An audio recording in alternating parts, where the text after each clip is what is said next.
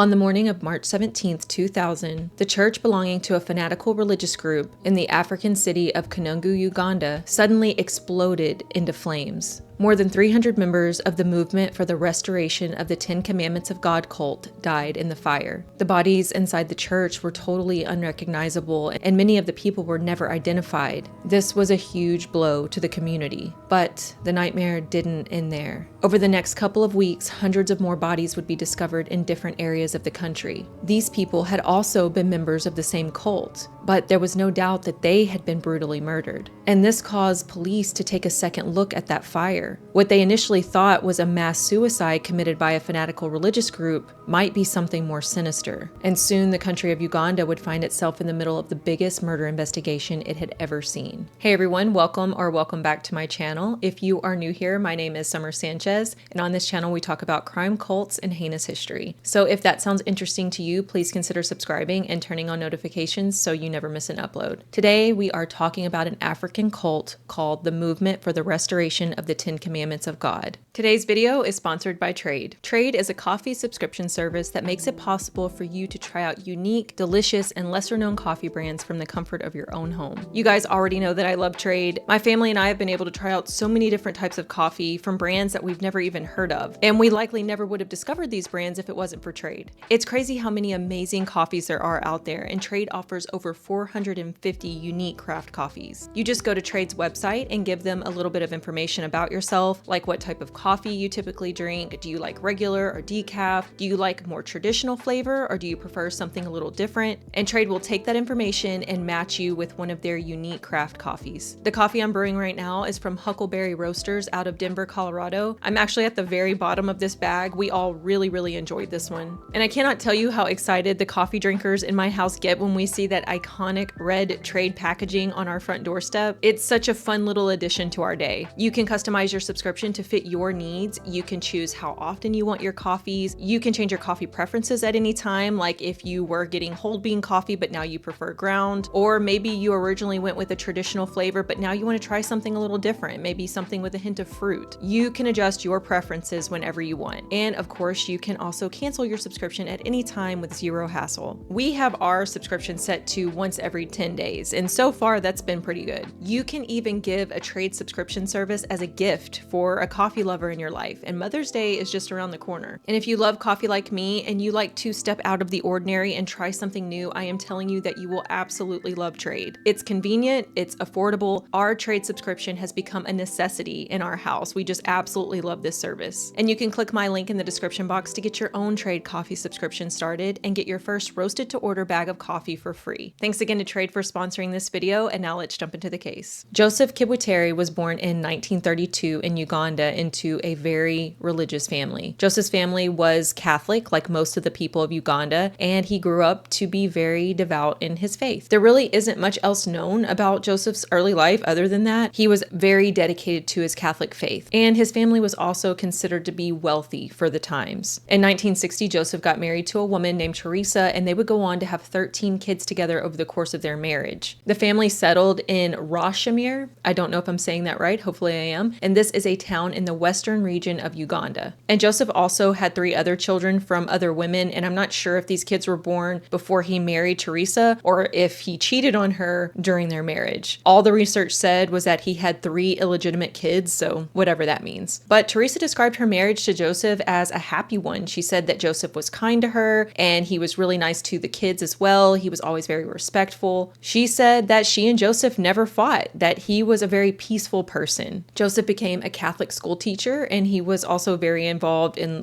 local politics. He built a church for the community, and he also donated some land, and there was a Catholic school built on that property, and he also worked at that school as a headmaster. Everyone in the community knew Joseph for his generosity and his piety. He was a very well-liked and well-respected person. His son later said, "This man was prominent in many ways. People respected him because he was religious and he had money. When you have money, you are respected and liked. And he had a convincing tongue. He he was bright and he was educated. Joseph was kind of seen as a local legend, and life was pretty great. That was until he met a woman named Credonia Marindi. In 1984, Joseph started telling people that he was seeing Marian apparitions, which meant that he was seeing apparitions of the Virgin Mary. Now, during this time in Uganda, it was not out of the ordinary for people to claim that they were seeing Marian apparitions. There were several religious groups that were solely based around the Virgin Mary, and lots of people would claim to see these Marian apparitions. I don't know the history and the background of Marian apparitions, so please correct me if I'm wrong, but I looked into it, and it sounds like if a person claims that they,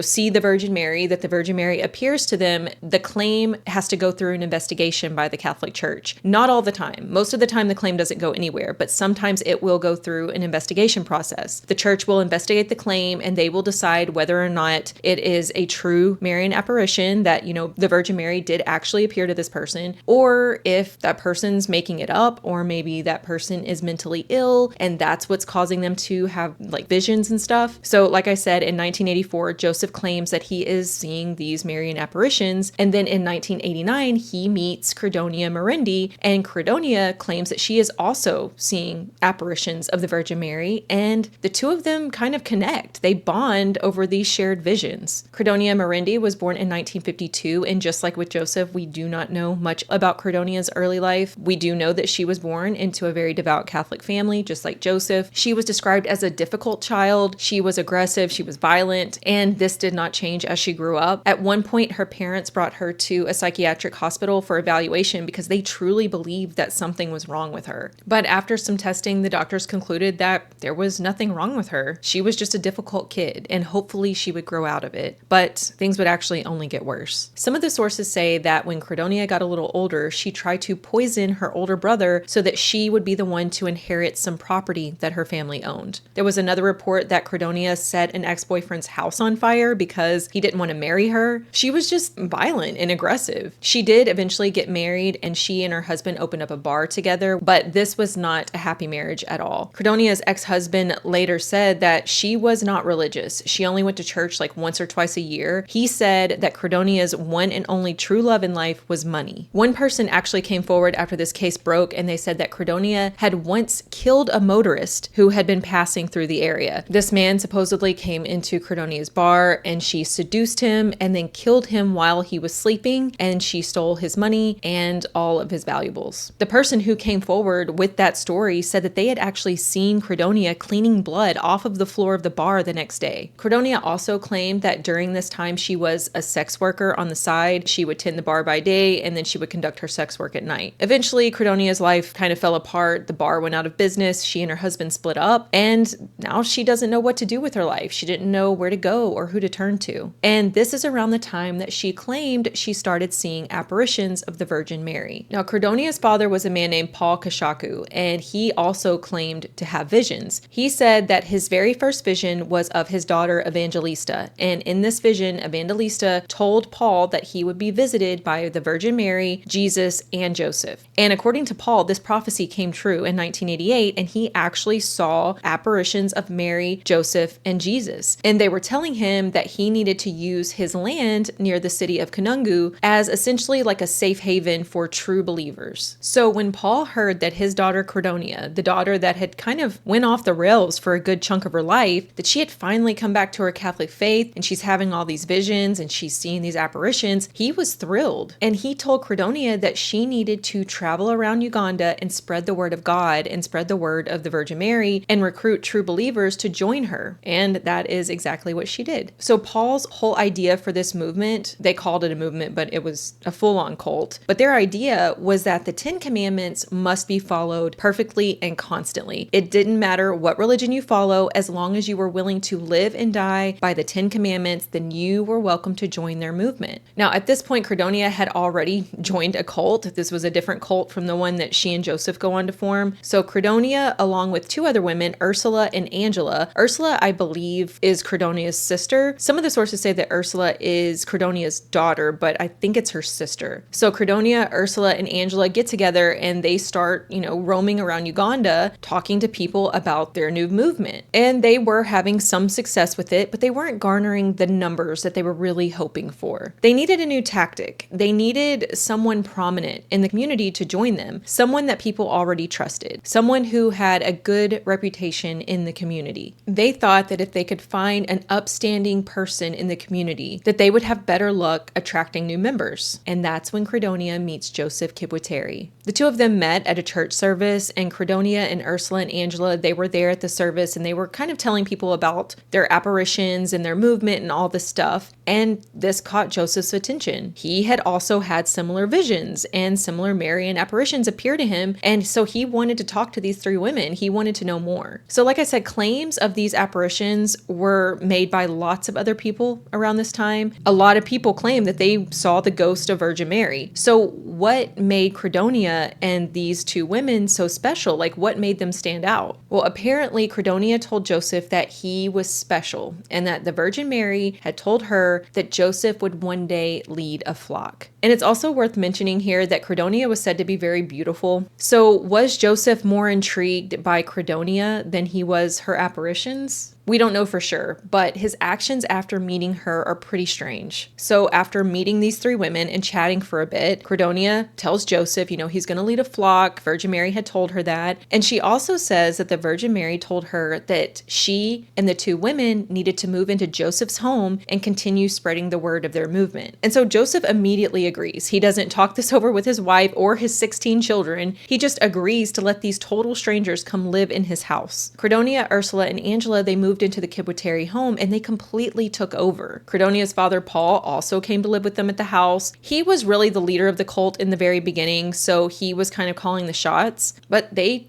started recruiting more and more members to their movement, and all of these people moved into the Kibweteri home. They had a pretty large piece of property. They lived on a farm, but still, this is a lot of people. So they were living in really tight living quarters. Teresa later said that at first she tried to embrace this new movement just to support her husband, and in the beginning things weren't that bad. She said that Credonia was actually quiet and humble when she first arrived in their home, but over time, as her grip over Joseph got even tighter, she started to change. Credonia was very cruel towards the kids. She would beat them, she would scream at them. She did this to not only the kids that belonged to the new members, but she also did this to Joseph and Teresa's kids. Credonia also beat Teresa as well. One source said that Credonia burned all of Teresa's clothes and chased her around with a machete. And Joseph would not say a word. He was just so blindly devoted to Credonia. Credonia also forced all of the children to live in a small shed in the backyard, including Joseph and Teresa's own children. And because of this, a lot of the children got sick. They got rashes, they were starving, they were just living in this horrible state. An ex-member said that they once overheard Credonia say that the Virgin Mary told her that every child in the cult under the age of 5 should be killed. She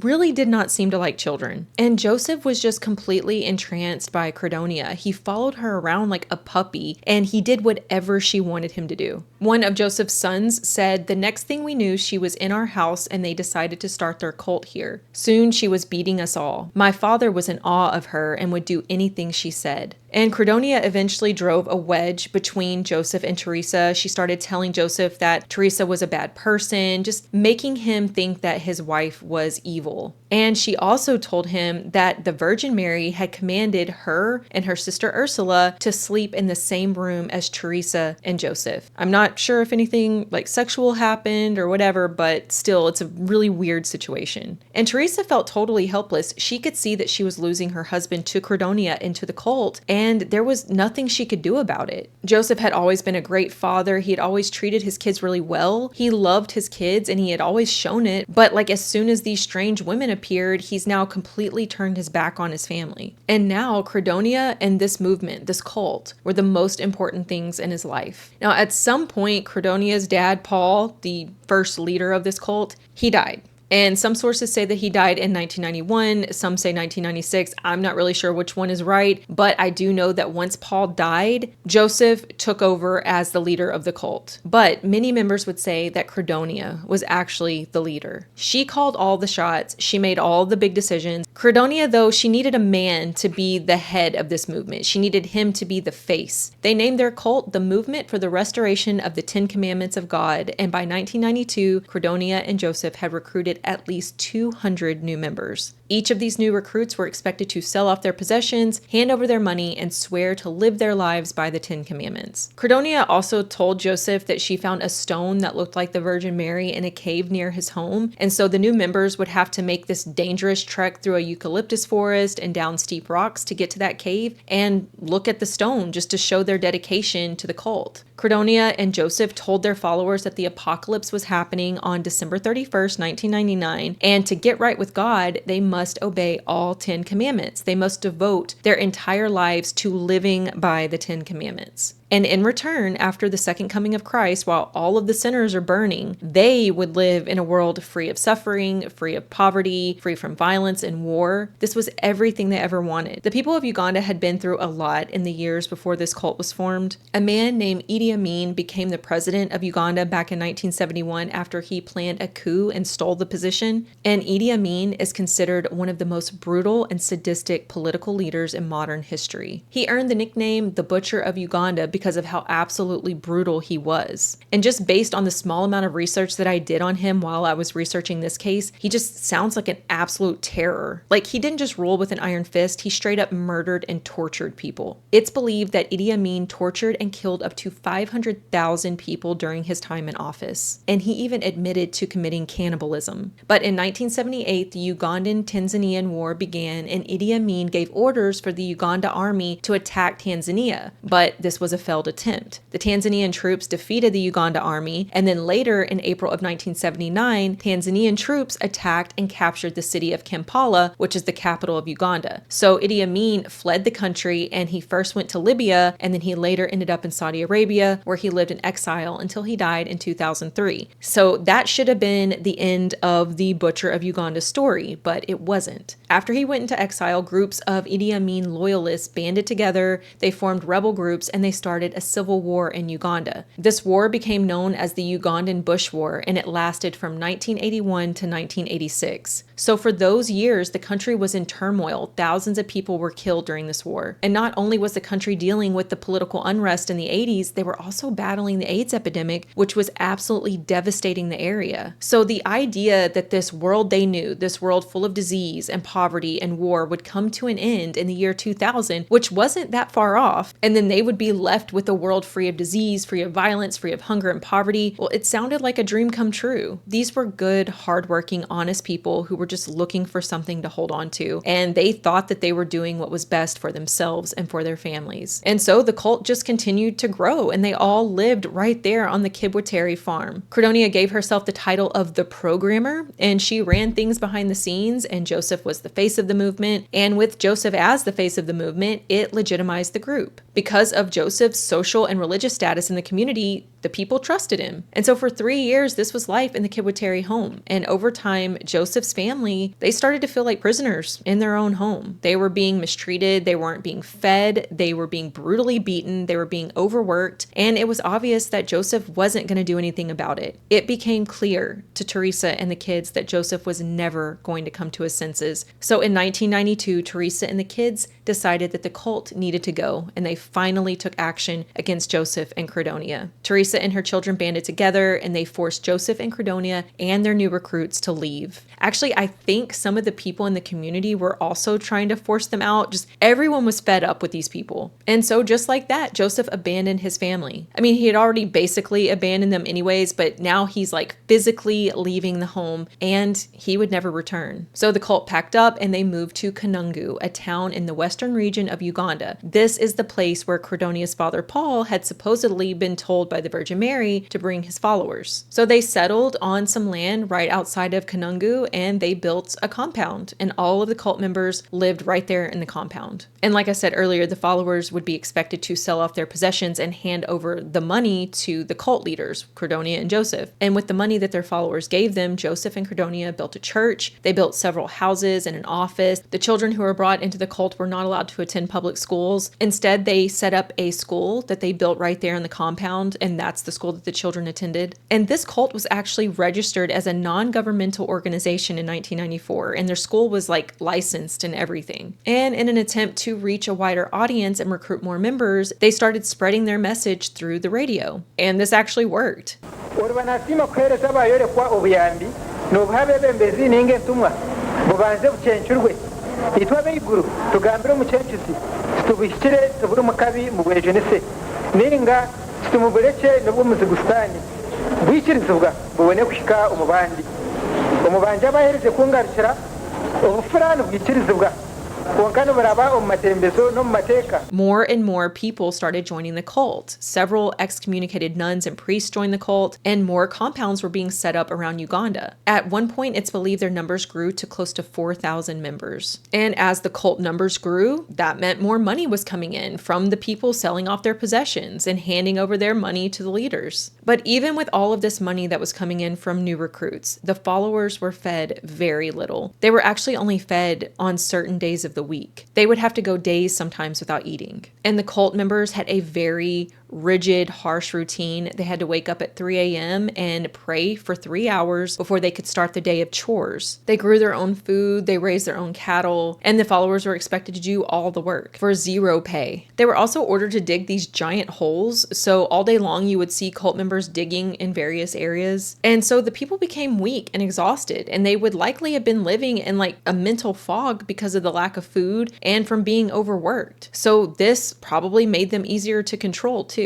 The leaders of the cult, however, ate as much as they wanted to eat whenever they wanted to eat. One ex-member said that she finally decided that it was time to leave the cult when she saw her children trying to catch grasshoppers to eat because they were so hungry. Seeing that was like a wake-up call, and thankfully she and her kids got out. The followers were also expected to be silent pretty much all the time. They didn't really speak at all, and the reason for this is because they were all so afraid that they would accidentally break the commandment about bearing false witness. So just to be sure that they didn't accidentally lie or spread a false rumor, they just stopped talking altogether. That's how afraid they were to break one of the commandments. To communicate, they would use their own form of sign language. They were also told that they were not allowed to have sex. Even married couples were not supposed to have sex anymore. Credonia was also obsessed with things being possessed by the devil. She thought everything was possessed, even cats and dogs. She told the followers that cats and dogs were possessed by demons and that their sole purpose was to try to corrupt people. And they described their compound as like Noah's Ark, and the only way to be saved from eternal damnation was to follow the 10 Commandments and be accepted into their community. Credonia and Joseph would tell their followers that they would be the only people to live in the new world after the apocalypse. They said that the 10 Commandments had been distorted over the years, and it was their job to restore the true meaning of the 10 Commandments. Now, once they arrived in Kanungu, another important person joined the cult. A Roman Catholic priest named Dominic Katari Baba was also a prominent religious figure in Kanungu, and he joined the group and quickly became one of the leaders. Dominic had moved to the United States back in the 80s to get his master's degree in religious studies from Loyola University in California. He moved back to Uganda after he graduated, and he established himself in Kanungu as a Roman Catholic priest. And Father Dominic's presence in the cult helped to build their following up even more. Because of his status as a Roman Catholic priest, people trusted him, and so they were willing to follow him. But Father Dominic attracted the attention of the bishop when he saw him recruiting people into the cult during his church services. So he was eventually excommunicated because of his affiliation and his devotion to this cult. And Father Dominic was actually the main author for a book that the cult leaders wrote, and it was essentially a manifesto, at least that's how it's been described. The book is called A Timely Message from Heaven, The End of Present Times, and it was all about the cult beliefs and their prophecies and stuff. And I tried to find a copy of this book, but it wasn't available anywhere. I could not find it, but there are little like snippets of it online. One of the passages that I found online read, "All of you living on the planet, listen to what I'm going to say. When the year 2000 is completed, the year that will follow will not be year 2001. The year that will follow shall be called year 1, in a generation that will follow the present generation. The generation that will follow will have few or many people depending on who will repent. The Lord told me that hurricanes of fire would rain forth from heaven and spread over all those who would not have repented. This fire will reach inside the buildings. There is no way one can escape." In this book, they talk all about all of these terrible things happening in the world and how it's the work of Satan, and the only true way to salvation is by total devotion to the 10 Commandments. And the leaders and the members, they would hand out copies of this book to so many people in an attempt to recruit more members. And it also became a required read for anyone who wanted to join the cult. And the current members would be forced to read this book over and over again. And as time went on, Credonia and Joseph isolated their followers more and more. They made it against the rules to leave the compound. If you left, you were considered a deserter and a traitor. You would risk being physically attacked. You would risk being completely cut off from the family and friends that you had still in the cult. And as we will see later, you could even potentially be murdered. And I am pretty sure that Credonia was just slowly going mad over these last few years of the cult. She was claiming that she was constantly receiving messages from the Virgin Mary and Jesus through plates and cups. She told her followers that there were hidden mouthpieces in plates and cups, and that's where she was receiving some of these messages. And she was also just talking more and more about the devil and demon possession, and ex-members would say that she would try to exorcise demons out of literally everything that came into the cult, including like food and supplies. Before food and supplies would come into the compound, she would try to exorcise the demons out of it. Now, the locals never really had an issue with the cult because they didn't know what was happening inside of the compound. Many of the people in the community said that the members were pretty friendly and they were considered a non-violent group. Of course, this was a total misjudgment. So in 1998, a reporter was allowed to enter the commune. I don't know why they were allowed in, maybe for publicity and exposure to more potential recruits. I don't know. But when the reporter got there, they saw these terrible living conditions that these people were living in. The people looked malnourished. They were overworked. They were living in poverty. The kids were in the same condition. They were underweight. They were exhausted. And once word of these terrible living conditions gets back to local authorities, that non-governmental organization status and licensing, it was revoked. Kids also started disappearing off the streets near the cult compounds, and it's believed that the cult had something to do with this. It's thought that they were kidnapping kids and forcing them into free labor or potentially even sacrificing them. Kids also started dying at one of the cult's compounds during the spring of 1999. The cult leaders, they attempted to blame these deaths on malaria, but most people believe that the children were either being deliberately killed or they were dying of starvation and dehydration. But surprisingly, none of this slowed down new membership. People were still joining, especially with December 31st, 1999 drawing closer. Some people were too afraid not to join. In fact, some ex-members rejoined right before the apocalypse was supposed to happen, just on the off chance that they had been wrong about leaving. And some ex-members came back just out of morbid curiosity. They wanted to be present when whatever was going to happen finally happened. But as we all know, when December 31st, 1999 came and went, nothing happened. There was no second coming of Christ. And the people in the cult, they started to question things. These people had given up their possessions, all of their money. They gave up their lives. Many of them had abandoned their family members. They had devoted their entire lives to this movement because they were promised a new world after December 31st, 1999. And it is thought that a lot of the members wanted to leave the cult and they wanted their money back. So now Credonia, Joseph, and Father Dominic, they needed to think fast. So they told the members that the apocalypse actually wasn't supposed to happen on December 31st, 1999. It was actually supposed to happen sometime during the year 2000. And they changed the new apocalypse date to March 17th, 2000. So in the run up to March 17th, 2000, the cult sold off pretty much all of their possessions. They sold off most of their cattle and their other farm animals for next to nothing. They also paid all of their taxes early and they settled all of their debts. And you would think that this might have maybe tipped off authorities, seeing these people selling off all of their stuff, paying off all of their debts early, and they knew that this was a doomsday cult. You would think that the police would have at least looked into what was going on, but unfortunately that did not happen. On March 15th, the cult members were seen slaughtering the remaining cattle and carrying lots and lots of cases of Coca-Cola into the compound in Kanungu. The members gathered in one of their churches and they prayed and they ate and they drank soda. Since the new end of the world date was now March 17th, this was like a celebration that they would soon be living their dream life in the new world. The members were all instructed to arrive at the church on the morning of March 17th, 2000 and wait for the apocalypse to happen. But what actually happened was a massive fire erupted inside of the church. At around 10:30 a.m., the community was shook by the sound of this explosive fire. All of the windows had been nailed shut and the doors had been sealed off from the outside, making it impossible for anyone to escape. It was a literal inferno, and there were no survivors. Once the fire was finally out, the locals started to sift through the remains. Bodies were found crouched in corners. Some people were found hugging their loved ones, and the stench of burnt flesh and dead bodies was so thick in the air that people in the community were actually getting sick. They were having to walk around with like aromatic leaves and herbs under their noses in an attempt to help deal with the smell, but nothing really helped. Some sources estimate that the death toll was 300. Some people estimate that it was over 500. And like I said, we still don't know exactly how many, but hundreds of lives were lost that day. And this included 60 to 70 children. This was such a tragic day for Uganda, but the nightmare just continued over the following weeks. So in the beginning, the authorities assumed that the cult had committed a mass suicide. They were seen selling off all of their possessions and stuff, and they knew that the cult thought that the world was going to end on December 31st, 1999, and that didn't happen. So the locals and the authorities, they just thought initially that the cult just decided to end it all together. But then 4 days after the fire, more bodies were discovered in a totally different area. 6 bodies were found in a nearby latrine, and these people had obviously been brutally murdered. And this discovery made authorities wonder if the fire wasn't a mass suicide after all. Maybe it was a mass murder. So this prompted people to start searching the other properties belonging to the cult. Remember earlier I mentioned that there were other cult compounds built around Uganda. And on March 24th, they discovered a mass grave in the city of Buhunga, and they found 153 bodies. Then 2 days later, on March 26th, 155 bodies were found in another mass grave in a sugarcane field in the city of Rugazi. Another 81 bodies were discovered buried on the farm of a higher up in the cult, and this included the bodies of 44 children. And Father Dominic Kataribabo had kept his home in Kanungu even after he joined the cult. I don't know how often he stayed in his home. He likely spent most of his time at the compound, but he still owned his house. But before the fire, he offered to sell his house to his nephew for a good price, and his nephew immediately jumped at the offer and he purchased Father Dominic's house. But he had no idea that he had essentially just purchased a massive gravesite. The cult leaders had been burying bodies in Father Dominic's front yard. They discovered a mass grave containing 74 bodies. But that is not all. They also found an additional 28 bodies under a concrete floor inside of Father Dominic's house. And most of these bodies showed signs of a violent death. Some of the people had been stabbed, some had been strangled to death, they still had rags tied around their necks. Authorities believed that some of them had also been poisoned, and it was determined that the people hadn't all died at the same time. Some of them had been dead for weeks, some for months, and some up to a year. And it's not really known why the leaders did what they did, but the theory that most people believe is that when the end of the world didn't happen on December 31st, 1999, people started to demand their money back and they started trying to leave the cult. The leaders knew that everything was starting to crumble, and they knew that they could only hold on to the, it's going to happen at some point in the year 2000 bullshit for so long before that too would be exposed as yet another failed prophecy. So to keep the members from leaving and demanding their money back, the leaders devised a plan to kill as many members as they could. I think the people started dying because they started asking questions